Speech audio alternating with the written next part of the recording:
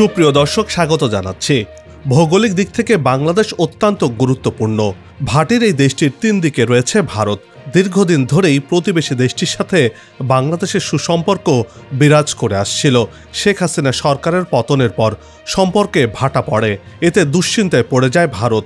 এবার সেই চিন্তার রেখাটা আরও বড় হলো। বাংলাদেশের মতো একচেটিয়া বড় বাজার হারাতে বসেছে ইন্ডিয়া। প্রশ্ন হচ্ছে, কেন বাজার হারাবে ভারত? কোন কোন দেশের সাথে বাংলাদেশ বাণিজ্যিক সম্পর্ক গড়ে তুলতে চলেছে? বাংলাদেশের মতো বড় বাজার হারালে ভারতের কি হবে? বা বাংলাদেশ পাকিস্তানের নতুন সম্পর্ক নিয়ে ভারত কি চিন্তা করছে? এসবের খুঁটিনাটি নিয়ে সাজিয়েছি এবারের পর্বটি। বিস্তারিত জানতে পুরো ভিডিওটি দেখুন। দর্শক, চলুন চলে যাই মূল ভিডিওতে।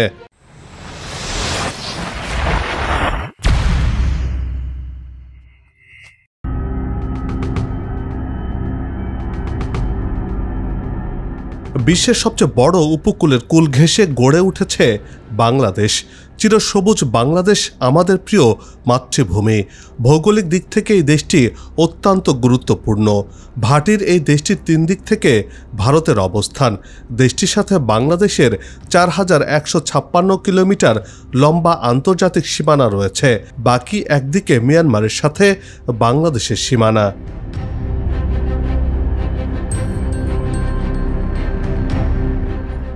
ভৌগোলিক আয়তনের বিচারে দক্ষিণ এশিয়ার বৃহত্তম এবং বিশ্বের সপ্তম বড় রাষ্ট্র ভারত। সুপ্রাচীনকাল থেকেই ভারতীয় উপমহাদেশ অর্থনৈতিক সমৃদ্ধি এবং সাংস্কৃতিক ঐতিহ্যের জন্য সুপরিচিত। অন্যদিকে জনসংখ্যার বিচারে এটি বিশ্বের সর্বাধিক জনবহুল রাষ্ট্র। 28 প্রদেশের এই দেশটি পৃথিবীর বৃহত্তম গণতান্ত্রিক রাষ্ট্র হিসেবে প্রসিদ্ধ।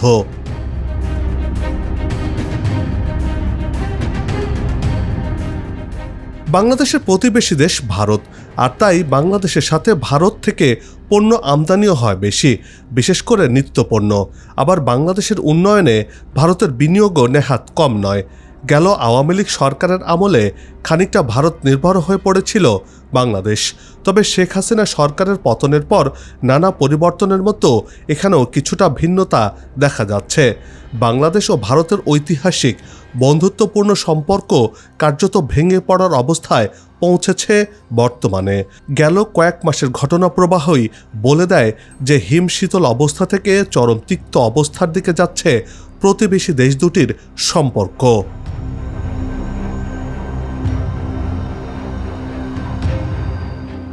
বাংলাদেশের সাথে পাকিস্তানের সম্পর্ক সবসময় একটা সংবেদনশীল বিষয় ছিল।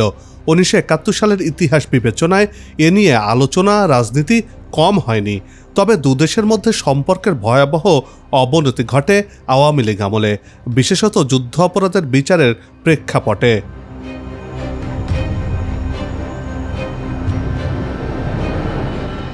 1947 সালে জন্ম নেয়া পাকিস্তান আকারে বিশ্বের 34তম বৃহৎ দেশ আর জনসংখ্যায় ষষ্ঠ জনবহুল রাষ্ট্র এটি। জন্ম নেয়ার পর থেকেই নানান ইস্যুতে ভারত পাকিস্তান সম্পর্কের টানাপোড়েন চলতে থাকে। দুই দেশের মধ্যে অসংখ্য দ্বন্দ্ব ও যুদ্ধের স্থলে পরিণত হয়েছে।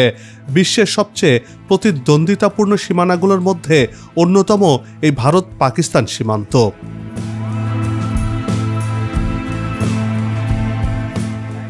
বাংলাদেশে বছরের পর বছর একচেটিয়া আলু পেঁয়াজের ব্যবসা করেছে ভারত। এতদিন পর্যন্ত সর্বোচ্চ পরিমাণ পেঁয়াজ ও আলু বাংলাদেশে রপ্তানি করত ভারত। গত 2023-24 অর্থ বছরে 7,24,000 টন পেঁয়াজ রপ্তানি করেছে ভারত, যার মূল্য ছিল $14.5 কোটি। এর আগের অর্থ বছরে তাদের রপ্তানিকৃত পেঁয়াজের পরিমাণ ছিল 6,71,000 মেট্রিক টন।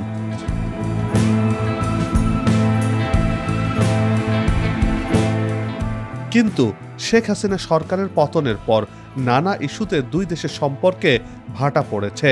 এবার পেঁয়াজ ও আলু কেনার জন্য ভারতের বিকল্প খোঁজা হচ্ছে। এতে দুশ্চিন্তায় পড়েছে প্রতিবেশী দেশটি। একদিকে বাংলাদেশের বাজার হারাচ্ছে ভারতীয়রা, অন্যদিকে তাদের চির প্রতিদ্বন্দ্বী পাকিস্তান সে সুযোগ হাতে পেয়ে যাচ্ছে, সেটি লুফে নিচ্ছে। কিছুদিন আগে পাকিস্তানের কাছ থেকে 25,000 টন চিনি কিনেছে বাংলাদেশ।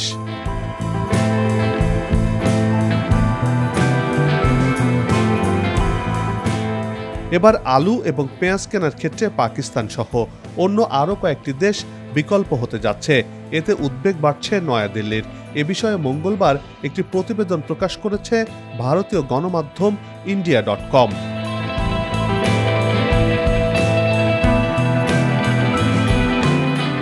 প্রতিবেদনে বলা হয়েছে, পাকিস্তানের কাছ থেকে চিনি আমদানির পর এখন আলু পেঁয়াজের জন্য অতিরিক্ত উৎসের অনুসন্ধান করছে বাংলাদেশ। ফলে ভবিষ্যতে আলু ও পেঁয়াজ পাকিস্তান থেকে আনা হতে পারে। সরবরাহ নির্বিঘ্ন রাখতে এবং ভারতের ওপর নির্ভরশীলতা কমাতে নানা প্রচেষ্টা চালানো হচ্ছে। এতদিন আলু আমদানির জন্য পুরোপুরিভাবে ভারতের ওপর নির্ভর করতে হতো। পেঁয়াজ আমদানির ক্ষেত্রে ভারতের পাশাপাশি মায়ানমারও ছিল অন্যতম প্রধান উৎস বাংলাদেশের জন্য। তবে এবার বাংলাদেশের সেই ভারতের উৎসটি বন্ধ হতে যাচ্ছে, অর্থাৎ ভারত থেকে বাংলাদেশ আর পেঁয়াজ এবং আলু আমদানি করতে চাইছে না।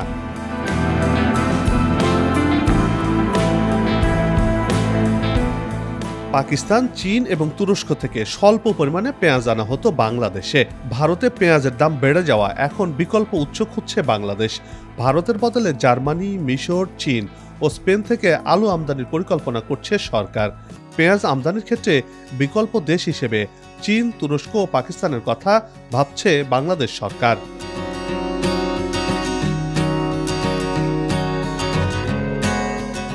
পণ্যের নিরবিচ্ছিন্ন সরবরাহ নিশ্চিত করতে এবং অতীতে আলু ও পেঁয়াজের প্রধান সরবরাহকারী ভারতের ওপর নির্ভরতা কমানোর জন্য বাংলাদেশের চলমান প্রচেষ্টার অংশ হিসেবে এ পদক্ষেপ নেওয়া হচ্ছে। ভারতীয় এই সংবাদ মাধ্যমটির দাবি, বর্তমানে ভারত নির্ভরতা কমাতে নয়াদিল্লিকে বাদ দিয়ে পাকিস্তান, তুরস্ক, চীন বা অন্য কোনো দেশ থেকে পেঁয়াজ এবং আলু কিনতে পারে বাংলাদেশ। আর এতেই ভারতের মাথায় হাত পড়েছে। পেঁয়াজ, আলুর মতো পণ্য রপ্তানিতে বাংলাদেশের মতো বড় বাজার হারানোর শঙ্কায় রাজ্যের দুশ্চিন্তা পড়ছে মোদী সরকারের ওপর।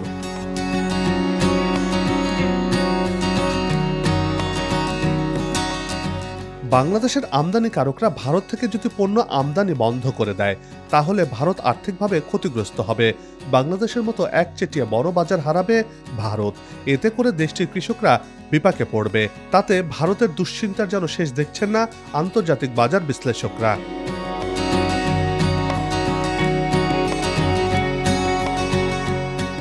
সম্প্রতি আওয়ামী লীগ সরকারের পতনের পর আন্তর্জাতিক সম্পর্কে নতুন মাত্রা যোগ হতে শুরু করে।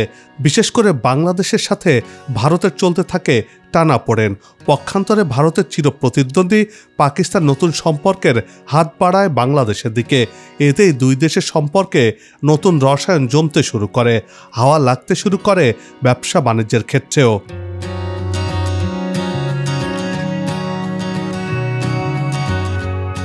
পাকিস্তানের সাথে বাণিজ্যিক সম্পর্ক টেকসই করতে উদ্যোগ নিয়েছে দুই দেশ।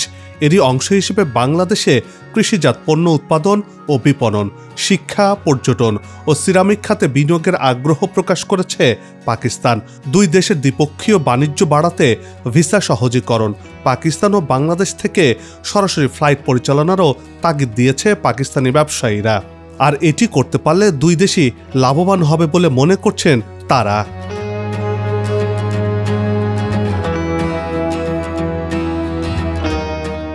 2023-24 অর্থ বছরে পাকিস্তানে প্রায় $62 মিলিয়ন পণ্য রপ্তানির বিপরীতে বাংলাদেশ আমদানি করেছে $627 মিলিয়ন পণ্য। অন্তর্বর্তী সরকার দায়িত্বে নেওয়ার পর থেকে বেড়েছে দুই দেশের মধ্যে বাণিজ্যিক ও কূটনৈতিক যোগাযোগ। এরই মধ্যে করাচি ও চট্টগ্রাম বন্দরের মধ্যে সরাসরি জাহাজ চলাচল শুরু হয়েছে। এবার বাণিজ্যিক সম্পর্ক আরও শক্তিশালী করতে ঢাকার সঙ্গে সরাসরি বিমানের ফ্লাইট চালুর ঘোষণা দিল পাকিস্তান। চলতি বছরেই ঢাকা ও করাচির মধ্যে সরাসরি ফ্লাইট হতে পারে বলে জানা গেছে।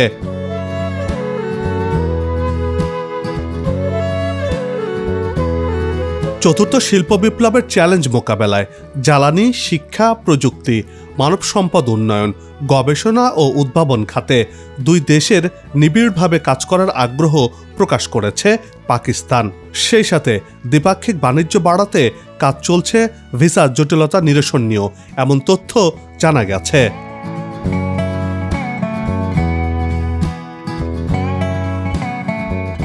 বাংলাদেশের সাথে পাকিস্তানের সম্পর্কের গতি প্রকৃতি ভারতের দৃষ্টি আকর্ষণ করেছে। এতে অনেকটা ঘুম হারাম মোদী সরকারের। অন্যদিকে ভারতও সাম্প্রতিক সময়ে পাকিস্তান আফগানিস্তানের সম্পর্কের নতুন বৈরিতাকে কাজে লাগাতে আফগানিস্তানকে কাছে টানছে ভারতের ক্ষমতাসীনরা। ভারত বাংলাদেশ সম্পর্কে টানাপোড়েন চলছে বর্তমানে, যা খানিকটা হলেও উদ্বেগ বাড়িয়ে দিয়েছে বলে অনেকেই মনে করছেন। আর এটি চলতে থাকলে ভারত বাংলাদেশের জনগণের মধ্যে সম্পর্কের চরম অবনতি হতে পারে বলে আশঙ্কা করছেন তারা। কূটনীতিকরা মনে করছেন প্রতিবেশী দুই দেশের মানুষের মধ্যে সম্পর্কের এই নেতিবাচক অবস্থানটি বর্তমানে নজিরবিহীন। সার্বিকভাবে দুদেশের সম্পর্কের গতি প্রকৃতি এখন নেতিবাচক বার্তাই দিচ্ছে।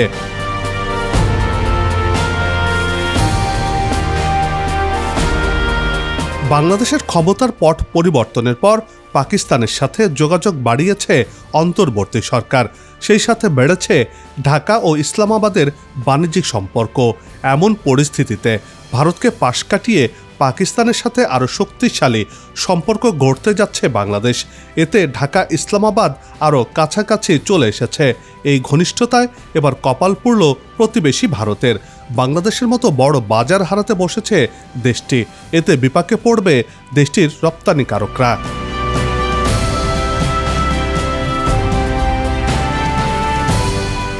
ভারতে বাংলাদেশি ভ্রমণকারীদের প্রথম পছন্দ কলকাতা।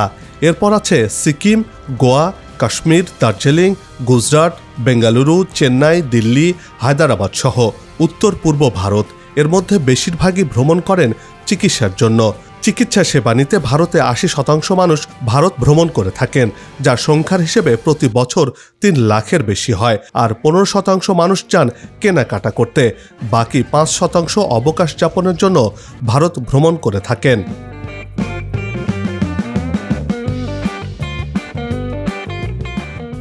ভারতের সাথে বাংলাদেশের দীর্ঘদিনের সম্পর্কের কারণে ভারতের পশ্চিমবঙ্গ রাজ্যের সাথে বাংলাদেশিদের ঘনিষ্ঠতা বেশি।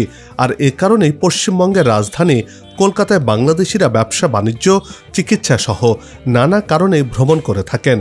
কলকাতার New Market, Mirza Ghalib street সহ আশপাশ এলাকাকে মিনি বাংলাদেশ নামে ডাকা হয়ে থাকে।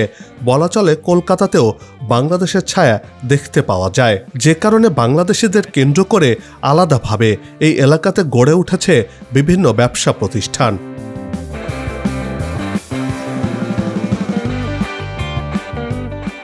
ডিসেম্বর থেকে ফেব্রুয়ারি এই ৩ মাস পর্যটনের সময়। সেই সময় দু দেশের অচল অবস্থা চিন্তার ভাঁজ ফেলেছে কলকাতার ব্যবসায়ীদের কপালে। বাংলাদেশি পর্যটকদের অভাবে ধুঁকছে পুরো কলকাতার নিউ মার্কেট চত্বর। বাংলাদেশিদের কলকাতা যাওয়া ব্যাপক হারে কমে গেছে এই সময়ে। ফলে নিউ মার্কেট চত্বরের ব্যবসায় ধস নেমেছে। কলকাতার মিনি বাংলাদেশ হিসেবে পরিচিতি পাওয়া এলাকার সব হোটেল, মুদ্রা বিনিময়, খুচরা দোকানের ব্যবসা, ট্রাভেল এজেন্সি, রেলের টিকিট, বিমানের টিকিট বুকিং এজেন্সিগুলোকে বড় ধরনের লোকসান গুনতে হচ্ছে।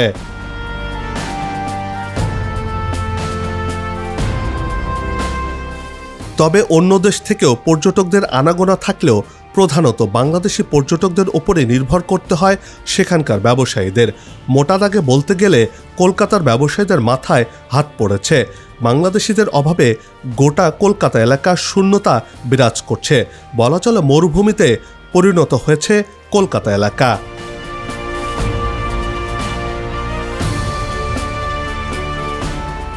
বাংলাদেশ ও ভারতের কূটনৈতিক উত্তেজনার পারদ চড়তে থাকায় মানুষ এখন ব্যাংকককে বিকল্প হিসেবে ভাবছেন। বাংলাদেশিদের জন্য ভিসা ইস্যু সীমিত করেছে প্রতিবেশী দেশ ভারত।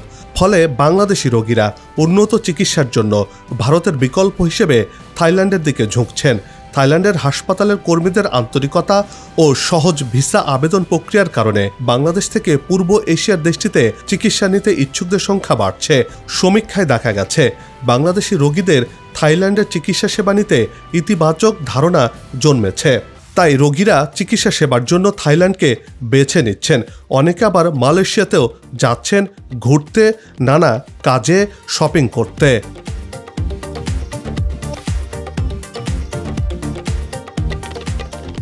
সবাই মিলে গাছ লাগাই, দেশের পরিবেশকে বাঁচাই, আসুক নতুন দিন লাগু খাওয়া উন্নয়নের পালে, এমন প্রত্যাশা রেখে পর্ব থেকে বিদায় নিচ্ছি। তবে যাবার আগে সেই একই অনুরোধ, যেখানে সেখানে ময়লা আবর্জনা ফেলবেন না, পরিবেশের ক্ষতি করবেন না, অযথা হর্ন বাজাবেন না, আপনার দেশের সৌন্দর্য রক্ষায় পোস্টার লাগানো থেকে বিরত থাকুন। যদি চ্যানেলটিতে নতুন হয়ে থাকেন, ভিডিওটি ভালো লাগে, তাহলে চ্যানেলটি সাবস্ক্রাইব করে ভালোবাসায় আবদ্ধ করবেন। ভালো লাগা না লাগার বিষয়টি কমেন্টে লিখে জানাবেন। কি ধরনের ভিডিও দেখতে চান তাও জানানোর অনুরোধ রইল। আগামীতে আবারও দেখা হবে নতুন কোনো জায়গা, তথ্য, ইতিহাস আর উন্নয়ন চিত্র নিয়ে। নিজে ভালো থাকুন, দেশকে ভালো রাখুন, আমাদের সাথেই থাকুন, দেখতে থাকুন দেশের এগিয়ে যাওয়ার চিত্র। ধন্যবাদ।